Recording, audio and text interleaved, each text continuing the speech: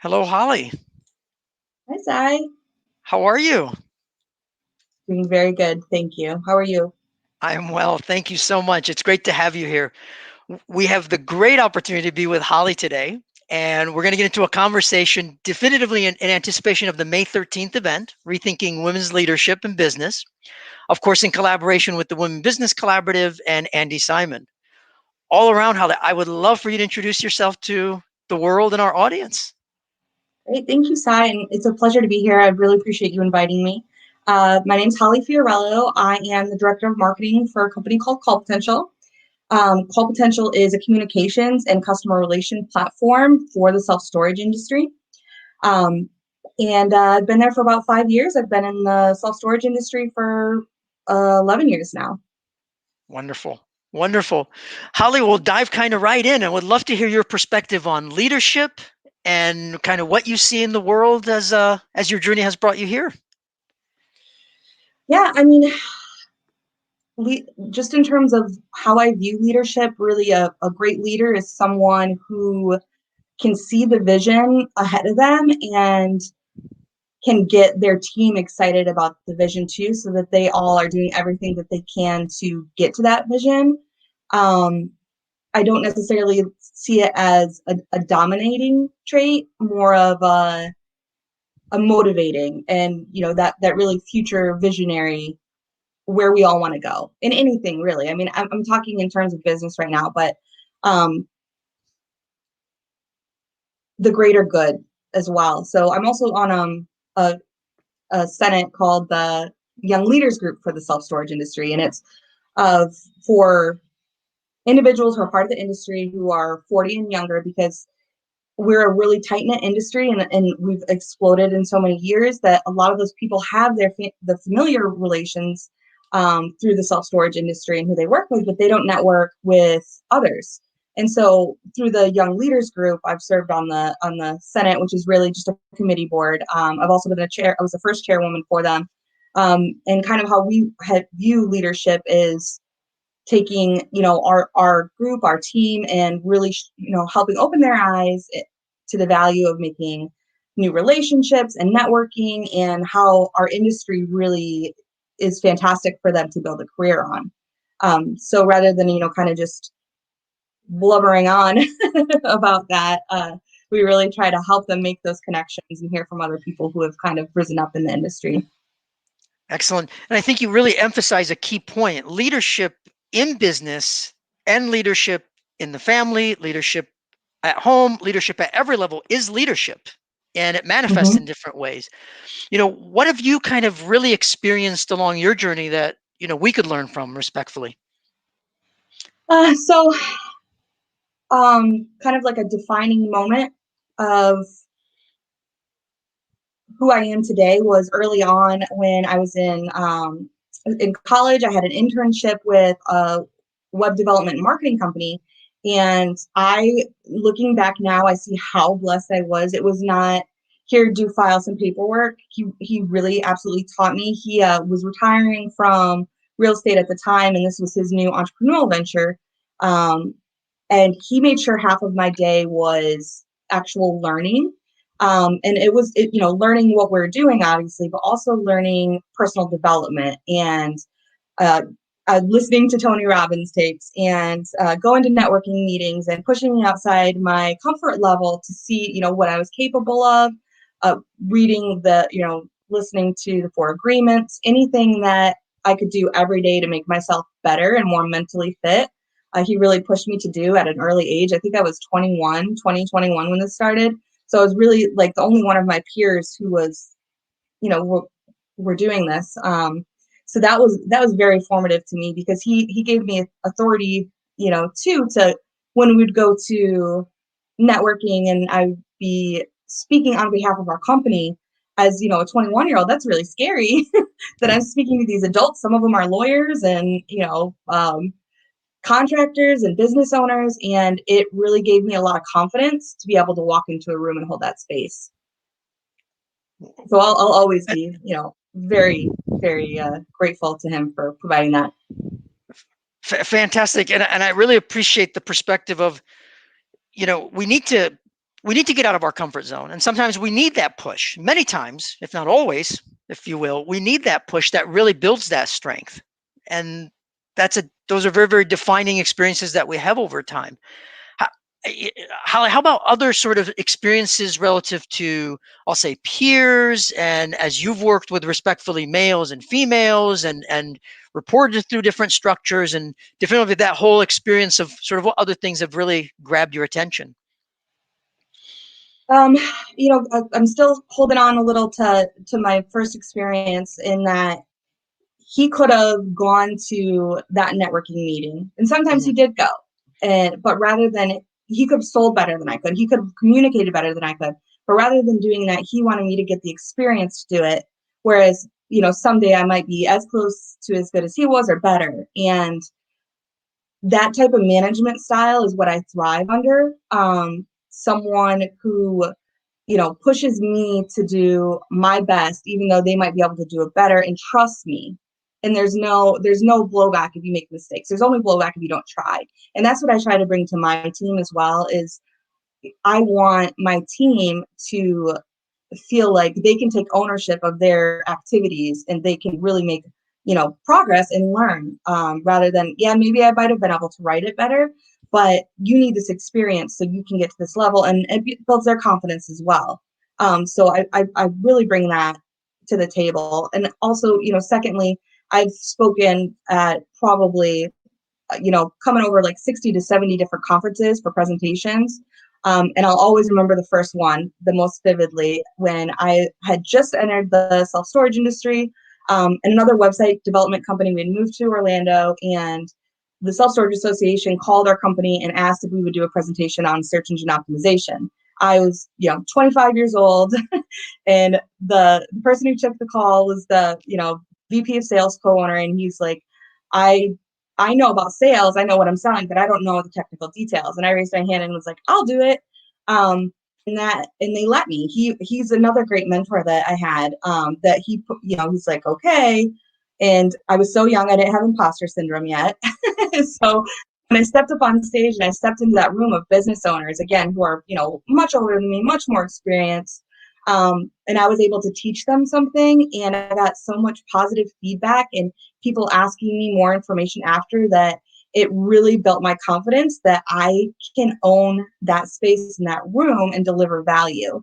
And knowing that just, gives me more courage to do those different things. Um, so I think that was another formative experience, rather than they could have played it safe. My boss could have been, actually, like, we know more about the self storage industry. We'll fake it till we make it. He's never heard me speak. He didn't know, that was my first public presentation. And since I've spoken all over the country, and I've even done international presentations for the Japanese Self Storage Association to kind of explain what some of the trends and tips are, for our industry. So I think promoting your people and letting them take those opportunities is really important as a leader.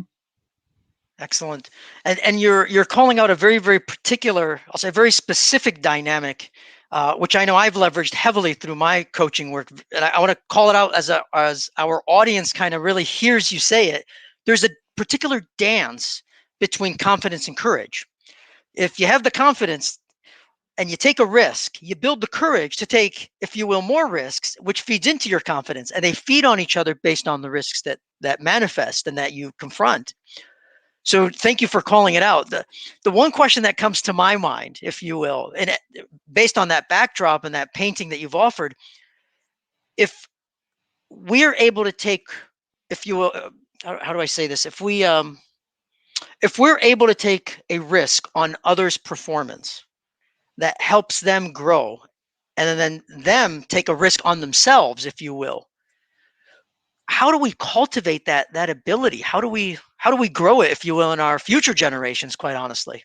And if I didn't express it well, please tell me. I can be more clear if No, no, you no, will. you did. And so, right now I'm just thinking in terms of, my team. I communicate to them that I want them to, obviously take ownership, and I'll have them lead meetings, and I'll also ask them, um, the same for when they have their team. Just kind of let them know from the top down. This is how, we as a company culture. This is how we work. And obviously, Call Potential is just one of the best companies I've ever worked for. With how they really every voice matters. Everyone is welcome to at any point in time walk into the CEO's office and tell them what idea they have or any kind of feedback. And I think that as leaders, we need to try not to keep our team down below us as a dominating stance. We need to build our team up, and they'll respect you, and they won't try to topple Yeah. topple how it goes. So I don't know. I mean, I don't know if I'm talking the direction that you were going, Sai, or All good. if All you're good. thinking Yeah. further generations. But likewise, I think you're calling out also another key aspect is a lot of organizations become risk averse, in Mhm. which case, respectfully, very respectfully, you become risk averse. You start to cultivate sheep in that environment. Respectfully, those are going to be weak, if you will, players in the marketplace. But the thing that you've painted that is extremely crucial is you can actually work with risk, you can work with confidence, you can work with courage in a very humane, healthy way, Mhm. as you've described. and it, and there's also a time and a place for those situations. Like, you can identify the lower risk situations that would still have just as much to build their confidence Yeah. than going into the higher risk. Like, I'll talk to someone in the booth all day about what we do, but if I find out that they have 500 locations, rather than me try to flub the way through, I'm going to grab one of the sales team that knows a lot more than I do. um, I think that's a big part of leadership too, is trying to identify what you don't know and knowing that you need to find that resource to pull in. And especially as women, I know we try to be all things to all people, and you stretch yourself a little too thin, and you're not effective that way. Mhm. You think you're doing it all, but what are you doing well, and is there someone who could be doing it better or almost just as good, so you can kind of refocus your attention on helping everyone thrive in the roles that they're in and growing to their next stage. Very well said. Likewise, you emphasize the importance of context and the importance of a time and place for all of these things. I would love for you to share your perspective on the challenge that some leaders may have in being aware enough of that context and then time and place. Yeah, for the time and place of when you should do things on your own, or when Yeah, you should when to take yeah. risks, when to push, when to pull, kind of all those dynamics that Yeah. play into it. Yeah. So early on, I was told if you could get someone to do it cheaper or faster than you could do it, that you should do it, that you should let them do it, because you could be, you know, rather than working in the business, you're working on the business. So if you know that you have higher value items that need to be taken care of, um, I think at that point in time is when you would find someone else to be able to take those. If you have the budget, if you have the resources, I'm always about growing your team. Because you can always, I believe in marketing, you can always maximize what you're doing. You can always do something better. And marketing tends to generate revenue. So maybe it's a little bit easier for me to make that sell, because I can, show where those increases are coming from. But in terms of, it might take longer to teach someone how to do it. Maybe it takes, an hour to teach someone how to do it, but then they do it for the next 6 months. So the Mhm. return on that, of you getting, that it took you a half an hour, like you're up 2.5 hours, 3 hours, whatever math is Yeah. Yeah. at the end of the time. Yeah. So definitively, the awareness of the context is extremely key. When to take those risks, when to push, when to pull, and I think respectfully to a lot of leaders out there, and I work with different organizations, a lot of people in positions of leadership, quite simply, lack the awareness Mhm. around a lot of this. And Yeah. it's the rare few, respectfully, that have the pulse on what's happening here. Yeah. And I also think different people are motivated by different management styles. And as a leader, you need to know that as well. Like, I ask um, someone, are you motivated by results? Are you motivated by feedback? Are you motivated by accountability? there are some, I'm motivated by feedback. There are some times where I'm motivated by accountability too. Hmm. Um, so if you understand how they like to be managed, it's different. Like if you are trying to motivate me, or the carrot or the stick, if you're trying to motivate me with a stick, I'm gonna leave. I'm gonna jump ship. That's not how I like to be managed. My husband, on the other hand, that might be his preference because he doesn't like the what he calls platitudes. Like he just wants to, am I doing what I'm supposed to do or not? If I'm Yeah. not, tell me. Like let's talk about it. And I obviously want that feedback too, but it's how to be addressed. Yeah. You need that emotional intelligence to. Very, very, yeah, most definitely. As you said, kind of what motivates people. I sort of use a fuzzier phrase at times. What feeds your soul? Mhm. And sometimes people, well, I never thought about what really feeds my soul, because I don't think about it in those words of a soul, but it's very, very personal at that point. Really, why are Yeah, you here? Kind of question. I think everyone would do better by asking themselves that. What is this fulfilling? Why am I here? What am I getting out of this? If I, what more do I want out of this? You can always be this, I don't, not trying to be cheesy here, but you can always be that change. You could always be that starter. If if you feel like you're happy where you're at, but it's missing something, bring that something. Yeah. Don't just keep searching and not contributing. Yeah, yeah, and so many, and I really appreciate what you just said in particular, because a lot of people don't bring that something. They wait for somebody else to bring that something, and then that something never shows up because they Mhm. don't take the initiative to bring that something. To your point, Absolutely. Yeah, I agree. I'm going to switch subjects a little bit. I want to respect your time likewise, but sort of just switch subjects a little bit. Any thoughts, and especially for this event, leadership is a broad subject, the male female dynamic, if you will, in the workplace, and kind of, and feminine masculine, we're all fathers and mothers and adults and what have you, but any insights and wisdom to share from that vantage point, Holly? Uh, it's it could go a million different directions here. And I'm very chatty, so I will probably try to take you in those directions. But I personally, I don't know if it's because I work in a technology field, but I personally have not had very many women managers. I've worked with women. I work very well with women, but in terms of being, me directly reporting to them, I haven't had much. And I've sought them out, externally that are not in my company to just kind of be a mentor. Um, so there's a different dynamic there.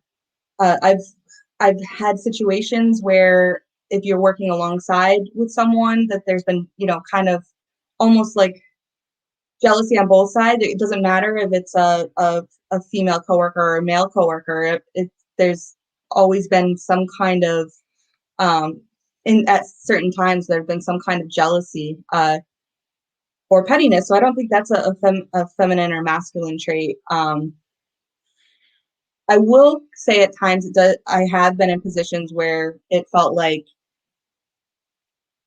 sometimes the masculine energy would try to, if everybody was on the same level, the masculine energy would often try to overstep, try to create a new level in between where they could be in between, the top and the rest of the reports. So I mean, I'm probably just talking in circles here. I've had sometimes it's difficult when you have to work with someone one on one and your opposite genders, and then their spouses. Luckily, I've not had any issues with that, but I've heard it other times.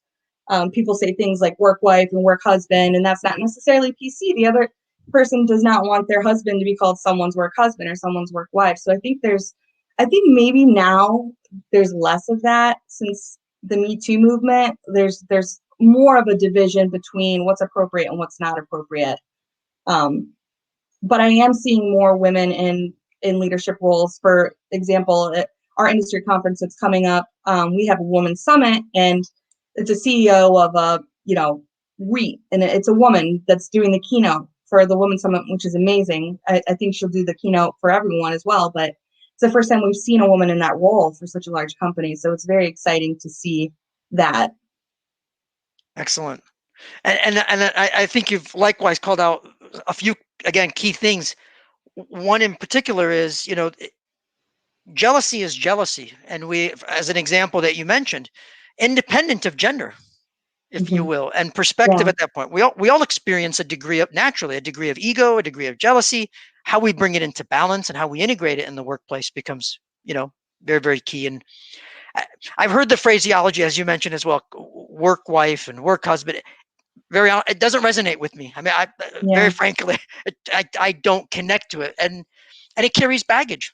The language Hmm. that we use definitively carries baggage. So And I've I got, also, yeah, yeah, and I think it creates kind of like a barrier too to being able to work better. You can have chemistry with a person that doesn't have anything to do beyond that you have chemistry as, colleagues or coworkers. And when you put terms around it like that, it kind of yeah, makes it fall into a weird yeah, no-go area, that yeah. can shut down collaboration, really. Exactly. For all the talk that we do in organizations of, not thinking in terms of your title, right? So we could all work together and collaborate together. Then we bring in this language of work wife and work husband, which just adds another layer of unnecessary noise, if you will. Yes, exactly. Unnecessary noise. I like that. I've got one more question, my good friend. Any wisdom, any thoughts for future generations? I mean, there's a lot of people really, really entering the workplace and, and are Yes. starting their journeys. Ask lots of questions. If you have a question, ask it. Be very curious. I really loved when I was getting into management. Like I loved reading Lean In she was the CEO of Facebook. That got me really fired up. That was a great one to kind of, contribute at the right times. Don't interrupt people. Listen, and if you have something to contribute, contribute. If you don't get what you don't ask for, which is very important, especially I feel like we talked about the male female dynamic, but I feel like women often don't ask for raises or ask for things they just kind of tend to be waiting more often for them to be offered to them. But I learned that if you don't ask for something, a lot of times you're not going to get them. So that's like got to keep that. And then um, find someone who's doing what you're doing and then just reach out to them and ask them if you can take them to lunch, you can buy them coffee, or you can swap emails. Always have a mentor. And it doesn't have to necessarily be on a cadence that you're speaking with them, but just someone you could reach out to for career advice. It always helps to have someone else that you can talk to and, build your network. Just make friends with everyone and talk to them as much as you can. Yeah, yeah. It's amazing how much support is truly out there that most people don't even consider as support and really help that they could reach out to almost any time. Mhm. So Agreed. Absolutely. excellent. Any closing thoughts, Holly? Again, respecting your time. Any closing thoughts, my good friend? No, I, I love women in leadership and look forward to seeing more of them. Wonderful, wonderful. I am definitively hoping that you'll be able to join us for the event. Look, Yeah, me too. excellent, excellent. Look forward to all the speakers. There'll be a lot of great conversations. A lot of folks, of course, joining us. And by all means, May 13th. And thank for the listeners. Thank you, Holly, for making the time. And we'll look forward to a Thank future you. Thanks for having conversation. me. Thank you so Thanks, much, Sam. Holly. Thank You're you. welcome. Thanks.